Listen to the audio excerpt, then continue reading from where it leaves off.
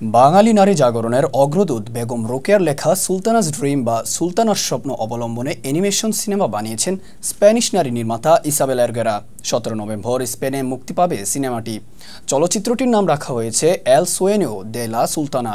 দৈর্ঘ্য 1 ঘন্টা 20 মিনিট। নির্মাতা ইসাবেল এরগেরার সঙ্গে যৌথভাবে ছবিটির চিত্রনাট্য লিখেছেন তার জীবনসঙ্গী জিয়ান মার্কো সেরা। সংবাদ মাধ্যমে নির্মাতা ইসাবেল বলেন, 2012 সালে দিল্লি গিয়েছিলাম। প্রবল বৃষ্টির মধ্যে একদিন একটি আর্ট গ্যালারিতে আশ্রয় নিই। সেখানেই সুলতানাস ড্রিম বইটি খুঁজে পাই। অনেক আগে লেখা একটি বই, তাতে নারীদের একটি ভিন্ন পৃথিবী কল্পনা করা হয়েছে।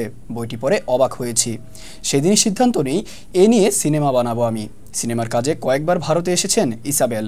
সেখানে বিভিন্ন জায়গা থেকে আসা নারীদের নিয়ে কর্মশালার আয়োজন করেন। নির্মাতা তাদের কাছে জানতে চান 100 বছরেরও বেশি সময় আগের লেখা ওই বইয়ের বিষয়বস্তু বর্তমানে কতটা প্রাসঙ্গিক। এছাড়াও তিনি সারা পৃথিবীর নামী চিত্রশিল্পীদের পরামর্শ নিয়েছে।